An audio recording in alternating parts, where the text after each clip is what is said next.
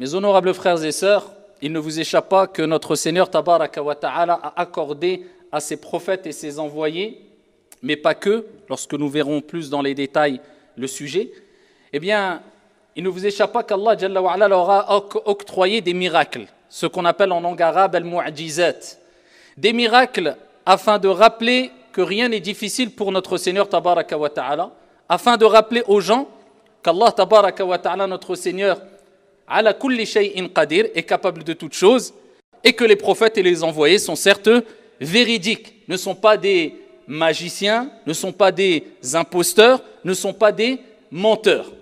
Et chaque prophète et envoyé ont eu des miracles. Et on connaît à travers différentes histoires de prophètes et d'envoyés certains miracles. Le fameux miracle du bâton avec Moïse, Moussa alayhi salam, le fait que Isa, Jésus alayhi salam, eh bien, par la permission divine puisse ressusciter les morts, etc., etc. Mais ce qui est étonnant et impressionnant, c'est que avec tous les miracles qu'ont vécu les prophètes et les envoyés, eh bien, le prophète qui a eu les plus grands et les plus beaux des miracles est le dernier des prophètes et des envoyés, et qui n'est autre que Muhammad ibn Abdillah alayhi salatu wassalam. Alors qu'on sait que déjà les autres prophètes et envoyés, Jésus, Noé, Moïse, Moussa, etc., ont eu de grands miracles. Que dire des miracles du prophète Muhammad alayhi afdalus salati wa azkat taslim. Alors avant d'aller plus loin, il faut faire une certaine distinction rapide entre le terme miracle, le terme prodige et le terme magie. C'est trois choses différentes. Les miracles sont spécifiques aux prophètes et aux envoyés. On ne peut pas dire à notre époque que quelqu'un, eh bien, Dieu l'a comblé d'un miracle. Nous, dans notre croyance, en tant que musulmans, non. C'est spécifique aux prophètes et aux envoyés. Et le dernier des prophètes était Muhammad alayhi salatu wassalam, qui a vécu il y a plus de 1400 ans derrière nous, plus de 14 siècles. Par contre, il y a ce qu'on appelle al-karamat, ici, si on pourrait traduire par, je ne sais pas exactement est-ce que la traduction est vraiment appropriée au terme, mais dans l'explication, on va se comprendre et être un peu plus précis, c'est ce qu'on appelle les prodiges. Les prodiges, c'est des signes que Dieu peut donner à l'être humain. Ce n'est pas spécifique aux prophètes parmi les êtres humains, mais non, à l'être humain de manière générale, et plus particulièrement, bien sûr, à ce qu'on appelle al-awliya. Allahumma ja'alna minhum. Qu'Allah fasse de nous des gens qui font partie de l'awliya, c'est-à-dire al-awliya.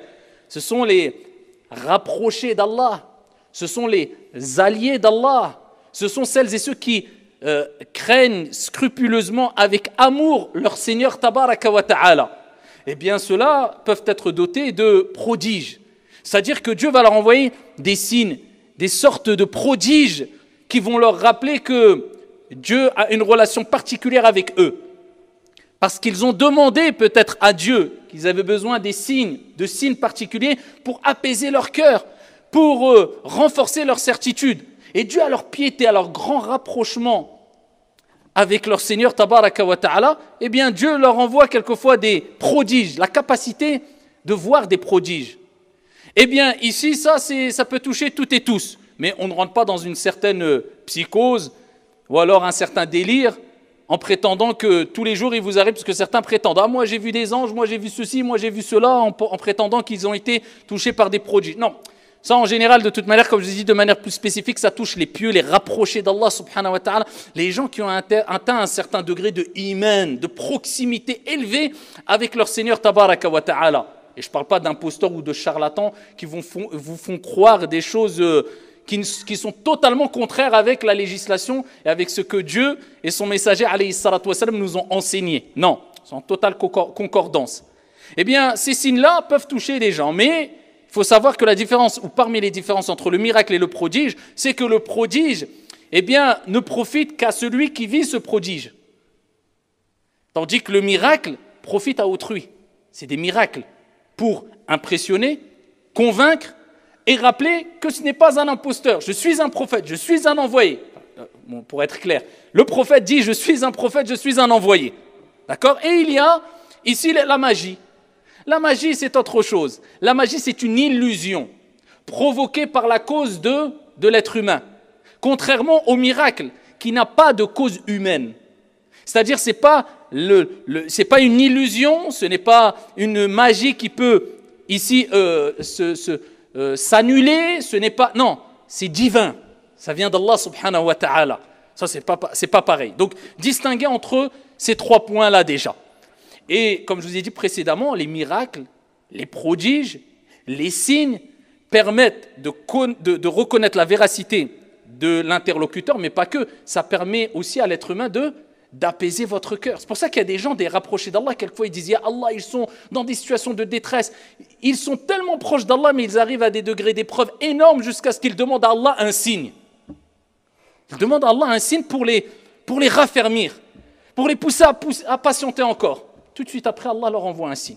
À travers soit un rêve, soit un événement qui ne s'y attendait pas, soit plusieurs exemples ici peuvent être donnés. Et rien d'étonnant, Ibrahim alayhi salam, notre père, on va parler des miracles du prophète Mohammed alayhi salatu wasalam. Mais avant cela, Ibrahim alayhi salam, lui-même, notre père, Ibrahim alayhi salam, Abraham, c'est l'exemple, c'est le grand prophète Ibrahim alayhi salam. Avec cela, Khalilur Rahman, l'ami intime de notre Seigneur Tabaraka wa Ta'ala. Et avec cela, qu'est-ce qu'il a dit Ibrahim? Preuve que l'être humain a des faiblesses. Tout être humain a des faiblesses. Il peut être pieux, il peut être vertueux. Nous ne sommes pas parfaits. Al-kamalu lillahi azza wa jal. Et il dit Qala rabbi arini kayfa tuhyi al-mawta. Allah il dit dans le Coran quand il parle de Ibrahim alayhi salam. Il dit oh Allah, montre-moi comment tu ressuscites les morts. C'est Abraham qui dit ça, Ibrahim alayhi salam, qui a parlé avec Allah azza wa jal. Allah lui dit Qala awalam tu'min? Tu n'as pas la foi, tu ne crois pas? Il répond quoi? Bala. Il dit bien sûr que si. Donc Ibrahim a demandé ça à Allah azza wa jal, pas parce qu'il doutait, parce que al-aqida, la bonne croyance, c'est le fait d'avoir une certitude quant à l'existence de Dieu sans aucun doute. Ce n'est pas qu'il doutait. Preuve en est, il a dit Bala, bien sûr que si. J'ai la foi, j'ai la croyance, je crois en toi, en ta capacité, en ta puissance. Mais c'est simplement pour que mon cœur soit apaisé. C'est-à-dire, il voulait monter de degré de certitude. Parce qu'il y a la certitude qui est appelée ilmul yaqin wa aynul yaqin. Je suis sûr que Dieu existe de par ma connaissance. Mais il y a la certitude de la vision. Tu vois le miracle. Toi, tu sais qu'il y a la tombe, qu'il y aura des choses qui vont se passer dans la tombe. C'est la connaissance, certitude qui est liée à la connaissance. Mais lorsque tu seras dans ta tombe, tu vas passer au deuxième degré qui est quoi? Aynul yaqin. Tu vas voir avec tes yeux. C'est un degré au-dessus. Donc Ibrahim a voulu passer directement à quoi? Aynul yaqin, un degré au-dessus. Pour que son cœur soit apaisé. Vous connaissez sûrement la fin de l'histoire. Allah lui dit, prends 4 oiseaux, eh bien tue-les, mets-les dans des collines différentes, et ensuite appelle-les, et ils vont retrouver leur apparence originale, et ils vont venir vers toi. Et c'est ce que Ibrahim alayhi salam a fait. Et le prophète alayhi afdalus salati wa taslim, comme je vous ai dit, a eu les plus grands des miracles. L'imam al-Shafi'i, rahimahullah ta'ala, vous savez ce qu'il dit? Il n'y a pas un miracle qui a été donné à un prophète, à un envoyé, sans que l'équivalent ou un miracle encore plus grand a été donné au prophète Mohammed alayhi salatu wassalam. Ils ont dit, Imam Isa, Jésus alayhi salam, il ressuscitait les morts. Pour dire, quand même, c'est pas... Qu'est-ce qu'il dit l'imam Shafi'i? Il dit, il a été donné plus grand que ça au prophète alayhi salatu wassalam. Le bois, le tronc d'arbre, la matière, le bois, le tronc d'arbre sur lequel il s'appuyait a gémi, a ressenti une tristesse. Le prophète a posé sa main sur lui et l'a réconforté. Alayhi salatu wassalam. Qu'y a-t-il de plus grand que cela? Parce que l'être humain, oui, c'est grand de ressusciter par la permission divine une personne qui est décédée. Mais à la base, il était vivant. Et ça, on le connaît pas qu'à travers Isa alayhi salam. Le fait de pouvoir ressusciter les morts, il y a des histoires, des récits qui parlent de prophètes, d'envoyés, même Al-Masih ad-Dajjal aura cette capacité par la permission d'Allah, etc. Mais le fait que quelque chose qui n'a pas de vie à la base, ça n'a pas de vie, c'est du bois, al-khshab, n'a pas de vie, non seulement il s'exprime, mais il s'attriste et il ressent une tristesse et un désir ardent de ne pas perdre la relation avec le prophète Mohammed alayhi salatu wassalam, et voilà que le prophète descend et le réconforte. Alayhi salatu wassalam. Naam. Et c'est pour cela qu'il est rapporté fi sahih qu'une femme, l'histoire un peu plus précise, une femme est venue voir le prophète et a dit à Rasulallah, j'ai un enfant qui est menuisier, permets-tu de te préparer un minbar pour remplacer le tronc sur lequel il s'appuyait pour faire le khutbah de Jumu'ah. Il dit, si tu veux. Et ici, elle est partie préparer, donc avec son fils, elle est partie préparer un minbar, ici une tribune pour le prophète alayhi salatu wassalam. Et quand elle l'a préparé, le jour du Jumu'ah, il est venu, il s'est positionné là. Et le prophète, ici, a mis de côté le tronc d'arbre sur lequel il avait l'habitude de faire le khutbah de Jumu'ah. Et quand il a fait le khutbah, c'est là où ils ont entendu tous un gémissement, comme des pleurs. Le prophète, il se tourne et c'est là où il voit le tronc d'arbre. Et le prophète, il descend et il réconforte le tronc d'arbre. Il pleurait. Il pleurait parce qu'il allait quitter cette proximité qu'il avait avec le prophète Muhammad alayhi afdalu salati wa askat taslim. Al-Hassan disait, quand il citait ce hadith en pleurant, il disait, ô vous les serviteurs de Dieu, le bois a gémi et a pleuré par désir ardent du prophète alayhi salatu wa salam, de la proximité du prophète alayhi salatu wa salam. Comment vous n'allez pas avoir ce désir ardent de rencontrer le prophète alayhi afdalu salati wa askat taslim? À nous d'avoir ce désir ardent d'être proche, d'avoir la proximité du prophète Muhammad alayhi afdalu salati wa askat taslim. Ça c'est le bois, mais pas que. Ibn Hibban il nous rapporte qu'un jour le prophète alayhi afdalu salati wa askat taslim vit un bédouin passer, Arabi. Et il lui dit, où tu vas? Il dit, je vais voir ma famille. Il dit, tu veux que je te donne quelque chose de bien? Tu veux du bien? Il dit, qu'as-tu à me donner? Et il dit, tu dis, Ashhadu an la ilaha illallah, wahdahu la sharika lah, wa ashhadu anna Muhammadan, abduhu wa rasuluh. Tu dis ça. Tu n'es pas musulman. Il dit, tu attestes qu'il n'y a de divinité qu'un Dieu unique, digne d'être adoré, sans associer que Muhammad est son serviteur et son envoyé. Il dit, le bédouin, il y a quelqu'un qui atteste de ça? C'est vrai, quand on dit Arabi, à la base, ils étaient beaucoup dans l'ignorance, ils étaient loin des villes, ils étaient dans... Quelqu'un a attesté de ça? Le prophète, il dit, ouais. Il dit, ouais, qui? Quoi? Le prophète, il dit, tu vois l'arbre là? Il appelle l'arbre, alayhi salatu wassalam. C'est notre croyance, on y croit sans l'once d'un doute. C'est les miracles des prophètes. Y a-t-il plus grand miracle que les miracles qu'a vécu le prophète, alayhi salatu wassalam? Khayru khalqillah bi ijma'. La meilleure des créatures sur la surface de la terre à l'unanimité. Parmi les prophètes et les envoyés, le meilleur et le dernier des prophètes, Muhammad ibn Abdillah alayhi salatu wassalam. Il appelle l'arbre. L'arbre arrache les racines en se déplaçant et en s'avançant et en s'approchant du prophète alayhi salatu wassalam, de compagnons qui étaient présents et du bédouin. Et l'arbre, il répète 3 fois après le prophète alayhi salatu wassalam, un arbre, shajar, ashhadu an la ilaha illallah wa ashhadu anna Muhammadan abduhu wa rasuluh. Ça c'est l'arbre à 3 reprises. L'arbre parlait, subhanallah. Il n'y a pas que l'arbre, la nourriture. La nourriture, comme l'a dit Ibn Mas'ud radiyallahu anhu wa ghayru min as-sahaba. Il disait, quand on mangeait avec le prophète Muhammad alayhi salatu wassalam, on pouvait entendre les glorifications, le tasbih, subhanallah, alhamdulillah, la ilaha illallah, Allahu akbar, les glorifications du repas du prophète Muhammad alayhi salatu wassalam. La nourriture qui disait subhanallah, alhamdulillah, la ilaha illallah, Allahu akbar. Walima lahu alladhi sallama alayhi al-hajar. C'est celui qui, les pierres, lui passaient les salutations. Il ne rencontrait pas de pierre sans qu'il disait « Assalamu alayka ya Rasulallah ». Il lui passait le salam. « Alayhi afdalu salatu wa askat taslim ». Rien d'étonnant, prophète alayhi salatu wa salam. Eh bien, même les animaux attestaient de sa véracité.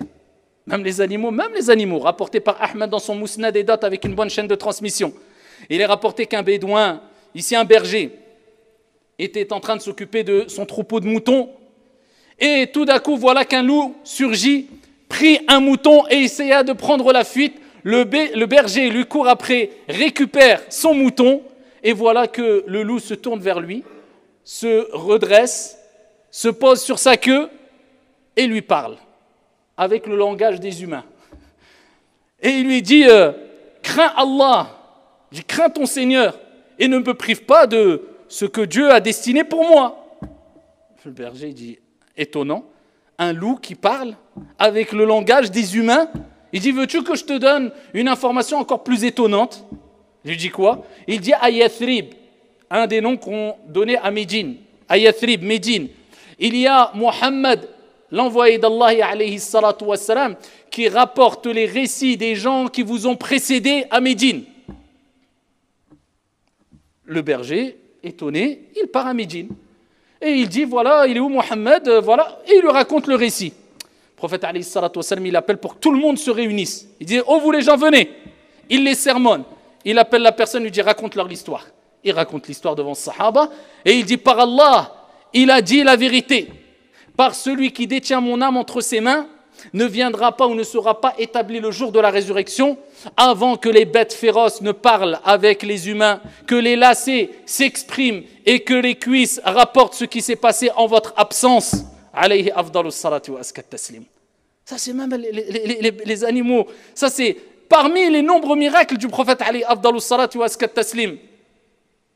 Un jour, comme l'a rapporté Jabir radiyallahu anhu arda, alors que c'était salat al-asr, ils n'avaient plus d'eau qu'un tout petit récipient avec un peu d'eau. Et ils ont dit à Rasulallah, on a soif. Et c'est l'asr. Et on n'aura jamais assez, ne serait-ce que pour faire les ablutions. Et ils étaient nombreux. Le prophète alayhi salatu wassalam, il s'approche du récipient. Il plonge sa main bénie dans le récipient. Il ressort sa main et il dit, allez, approchez-vous maintenant. Et il écarte ses doigts et entre ses doigts, voilà que de l'eau bénie jaillit, commence à jaillir entre ses doigts. Alayhi salatu wassalam. Et tout le monde a commencé à faire les ablutions. Ils ont terminé les ablutions. Ils ont bu jusqu'à être rassasiés. Et les compagnons disaient, on continue à boire alors qu'on était rassasiés parce qu'on savait que c'était une eau bénite. Alayhi salatu wassalam. Et on les a interrogés. Et on a dit aux compagnons, combien étiez-vous? Ils disaient, on était à peu près 1400 hommes. Sallallahu alayhi wa sallam. Ça, c'est pour nous rappeler qui était le prophète, alayhi afdalus salatu wa askat taslim, celui qui était doté de miracles énormes et parmi les plus beaux, parmi les plus grands, non, disons, le plus grand des miracles qui a été donné au prophète, alayhi salatu wa sallam, c'est Al-Qur'an, c'est le Saint-Coran. Et vous savez que comme le prophète, alayhi salatu wa sallam, l'a dit, eh bien, à chaque prophète, Allah Jalla wa Ala a donné un miracle avec lequel il a vécu et qui était proportionnel aux choses connues à leur époque. Et il donne l'exemple ici de Jésus, Isa alayhi salam, et l'exemple de Moussa alayhi salam. Et ensuite, il parle de lui. Isa alayhi salam, Jésus, à son époque, il y avait de grands médecins. C'était une science connue, c'était une science répandue. Eh bien, Allah lui a donné un miracle pour leur rappeler que non, ça, c'est pas de la magie. Ça, c'est pas une science limitée. Ça, ce n'est pas humain. Ça, c'est divin. Y a-t-il plus grand moyen d'impressionner à travers la médecine que de pouvoir ressusciter les morts? Il n'y a pas personne, aucun médecin ne prétendra pouvoir le faire parce que là, on n'est plus dans le contexte humain, les causes humaines, on est dans la relation avec le divin, Allah subhanahu wa ta'ala. Et donc Allah lui a permis de ressusciter les morts. Moussa alayhi salam, il y avait beaucoup de as-sahara, beaucoup de sorciers, des magiciens, des illusionnistes, etc., etc. Donc il fallait leur montrer que ça, c'est pas de la magie. Vous avez la différence entre magie et al-mu'jiza, c'est pas de la magie, c'est au-dessus. Eh bien ici, vous connaissez l'histoire. Ici, quand il est parti dans le palais de Pharaon et les magiciens et les sorciers ont jeté leurs bâtons et c'était une illusion, il y avait des serpents et Allah Azza wa Jalla a dit à Moussa de ne pas avoir peur et jette ton bâton et il a jeté son bâton et voilà que c'était un grand serpent qui a mangé et qui a ici anéanti leur magie parce que là ce n'était pas de la magie mais c'était un miracle. Et donc il rappelle cela. Et il dit, moi il m'a été donné le Coran. Parce qu'à l'époque du prophète, c'était des experts dans la poésie et dans la langue arabe. C'était des experts. Et vous avez vu qu'une des langues la plus riche, la plus éloquente, la plus belle, la plus complexe, c'est la langue arabe. Donc eux, c'était leur art. Vous savez qu'ils lisaient le Coran, par exemple à l'époque où les textes, ce n'est pas sans voyelles, même sans les points. Vous imaginez avec une lettre, tu peux en faire le ba, tu peux en faire le ta, tu peux en faire le tha, tu peux en faire le noun, ça dépend de la ponctuation. Eux, sans la ponctuation, ils savaient si c'était ba ou ta ou tha, selon le sens. Bref, c'était... Mais quand ils ont lu le Coran, ils ont lu la parole d'Allah, ils ont vu cette éloquence, ce usloub, ce style, et tout ce qu'il renfermait, ils ont dit ça ne vient pas d'un être humain. Et encore moins de Muhammad alayhi salatu wassalam, qui pour eux, c'était une personne qui, ici, ne savait pas, était analphabète, Donc, ils ont dit ça ne vient pas d'un être humain. Et de plus, Allah Azza wa Jalla dit dans le Coran, « Inna nahnu nazzalna dhikr wa inna lahu lahafidhun » On a certes révélé le dhikr, le rappel, c'est-à-dire le Coran, et nous en sommes protecteurs. Et jamais personne n'est venu en disant, nous, on a une nouvelle version du Coran. Vous avez toutes les divergences qu'il y a en islam. Et sans parler des tendances, hors des tendances sunnites, Mais est-ce que vous avez déjà vu même, par exemple, un chiite ou bien un sunnite qui va dire, non, nous on a un nouveau Coran. Tu peux toucher des choses, mais le Coran, non. Nous en sommes protecteurs. Preuve en est que le Coran est préservé et protégé. Sa parole est sacrée, son interprétation est autre chose. Mais sa parole, elle est sacrée. Le Coran, il est sacré. Il est préservé par Allah Azza wa Jal. Et c'est pour cela qu'aujourd'hui, des gens qui lisent le Coran, peu importe sa langue, sa nationalité, son niveau de science, combien disent, je lis le Coran, j'ai l'impression que Dieu me parle à moi. Subhanallah, j'ai ouvert le Coran, je suis tombé sur un verset, subhanallah. C'est une mu'jiza. Au-delà des miracles scientifiques qu'on trouve dans le Coran, etc., il y a un effet caché qui est un miracle et qui durera, comme le prophète a dit, jusqu'à la fin des temps. Donc, on vit quelque part avec la présence d'un miracle. Et d'autres miracles, vous savez très bien que les gens à la Mecque, ils ont dit, eh bien, donne-nous un miracle. Ils disent, qu'est-ce que vous voulez? Regardez jusqu'où ils ont été. Le Qamar, font la lune en deux. Qu'est-ce que tu veux demander de plus? Et Allah Azza wa Jalla a dit, l'heure approche. Et la lune, eh bien, s'est fondue. Allah subhanahu wa ta'ala, il a fondu la lune comme miracle. Et on a avec cela, qu'est-ce qu'ils ont dit? Non, ça c'est du sihr, c'est de la sorcellerie ou de la magie. La preuve qu'il y a des gens, quand ils sont en face de toi, qui sont malhonnêtes, tu peux lui apporter 1 milliard de preuves. Si Dieu ne l'a pas guidé, et s'il n'a pas un minimum d'honnêteté, ça ne sert à rien, peu importe les miracles que tu lui montreras, car la guidance, c'est un cadeau divin de la part de notre Seigneur Tabaraka wa Ta'ala. C'est quelques miracles et je vous invite à aller rechercher les autres miracles parce qu'on pourra en parler longuement, simplement pour vous rappeler que Ar-Rasoul, le messager, le dernier des messagers, Muhammad alayhi afdalus salatu wa askat taslim, a vécu et a fait vivre aux compagnons des choses exceptionnelles. Et c'est pour cela qu'on doit avoir ce désir ardent de le rencontrer physiquement. Et pour cela, il faut suivre sa sunna, aimer le prophète alayhi afdalus salatu wa askat taslim et multiplier les prières sur lui en disant beaucoup Allahumma salli wa sallim ala Muhammad. هذا وصلوا وسلموا رحمكم الله على نبي المختار كما أمركم بذلك جل وعلا حينما قال إن الله وملائكته يصلون على النبي يا أيها الذين آمنوا صلوا عليه وسلموا تسليما